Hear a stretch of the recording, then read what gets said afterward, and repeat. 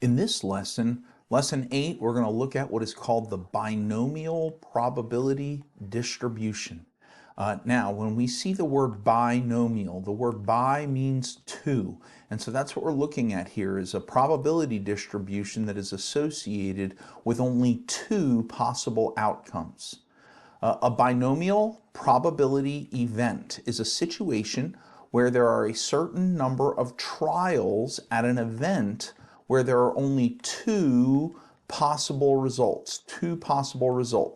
That can be described as success or failure. So one possibility is I succeed. The second possible result is I failed. Or open or closed. So a door can only be in two positions. A door can be open or a door can be closed. A light switch can be on or the light switch can be off. Okay, so these are all, the binomial probability distribution is concerned with situations where there are only two possible circumstances for an event. Okay, and here's a couple great examples. They're both from sports. Let's say there's a basketball player, and the basketball player is attempting 29 free throws. Each free throw will either be a make or a miss. And so they might make all 29 of them, or they might make 17 of them and miss 12 of them, okay? But the point of the matter is every single one of the free throws only has two possible results. Either they made it or they missed it. Same thing for a baseball player who goes to bat and swings at 23 pitches. Each pitch is either going to be a hit or it's going to be a miss. They're either going to make contact with the ball and hit the ball, or they're going to miss. And now I understand this is the baseball player swinging. This doesn't count balls. This does not count, strikes where they didn't swing. This is strictly a situation where a baseball player actually swings the bat at 23 pitches.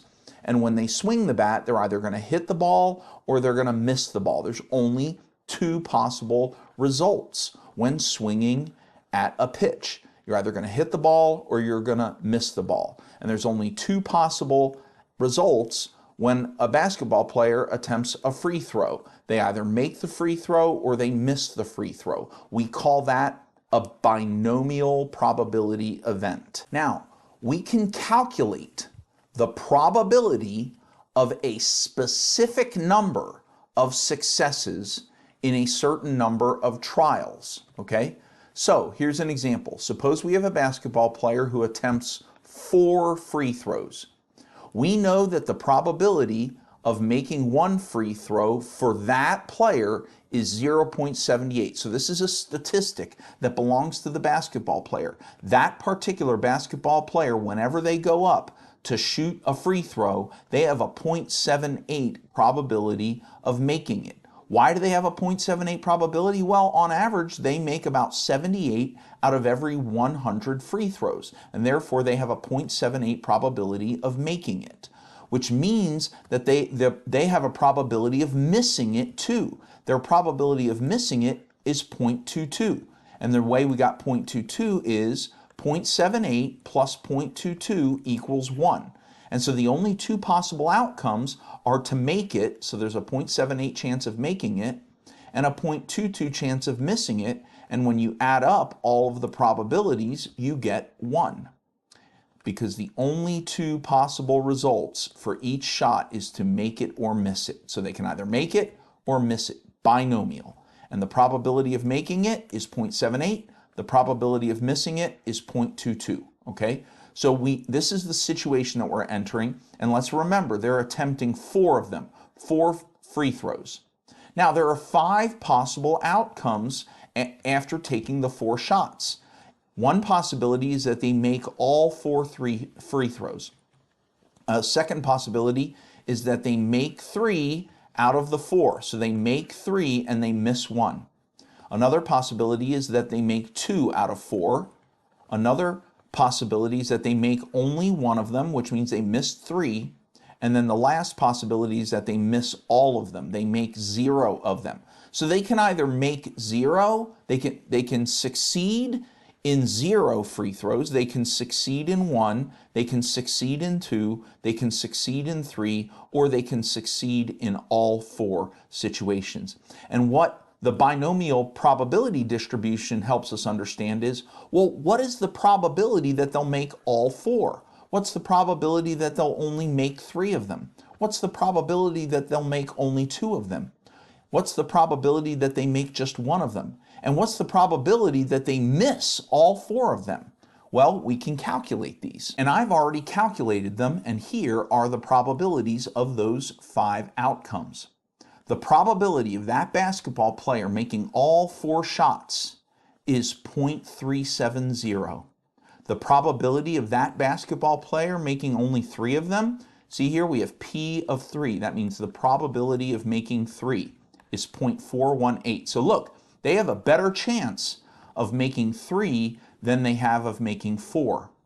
But they have a better chance of making 4 than they have of making only 2, because the probability of making 2 of the shots and missing the other 2 is 0.177. And the probability of them missing 3 of them but making only 1 of them is 0.033. That's a very low probability. And then the probability of missing all 4, which means they make 0, is 0.022. But how did I calculate all of these? Well, I'm going to show you that there is a formula for calculating these. And I want you to remember this one right here, 0.177. That's the probability of making 2 of them. So for any binomial probability situation, we need some information. The first thing we need is the number of trials. We call that n. And in this situation, the n is 4 because they're trying 4 free throws. Okay, so that's 4 trials. We also need the probability of success, which we designate by the letter P. And in this case, we said that the probability of success was 0.78. We also need the probability of failure, which we call Q. And Q, very simply, is 1 minus P, which we said previously. We said the probability of failure is 0.22. Okay? And then lastly, we need the targeted number of successes, which we call X. Now, X is the one that's going to change in value. For example, if we want to know the probability of being successful in all 4, X is 4. If we want to know the probability that the player is successful in 3 shots, X is 3. If we want to know the probability that they're successful in 2 shots, X is 2.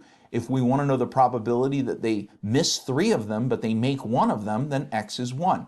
And if we want to know the probability that they miss all of them, then X is 0. Now, we said previously we wanted to look specifically at the one where X is equal to 2.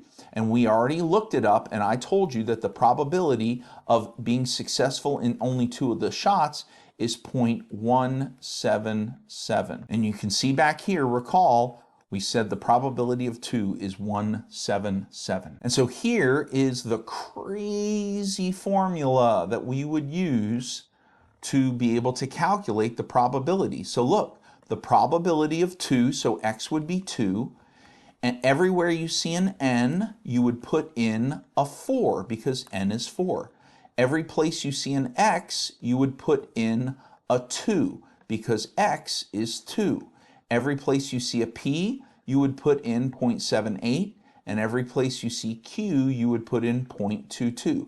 Now, this is a really, really nuts formula, and I get that you probably don't want to do this more than a couple times, and you could do it, you would get used to it, but I also want you to know that you can use a statistical software like Minitab or a general calculation software like Excel and all kinds of other kinds of statistical softwares to be able to calculate this binomial probability. But let me show you what it would look like if we did it in NumWorks. So if we pulled up NumWorks, you can see here, we have this formula, and every place we saw an n, we put in a 4. There's a 4 there. Every place we saw an x, we put in a 2. 1 here and 1 here. We put a 2 here and we put a 2 here. And every place we see a p, we put in 0.78. And every place we see a q, we put in 0.22. And now if we just hit execute, you can see we get 0.1766796. But you can see that this 6 rounds up to a 7 because of this 6. And so you can see that the probability that x will equal 2 is equal to 0.177 based on this formula. Okay, and what we're going to do in the next couple of videos is we're going to see how to do these very same problems using Minitab and using Excel.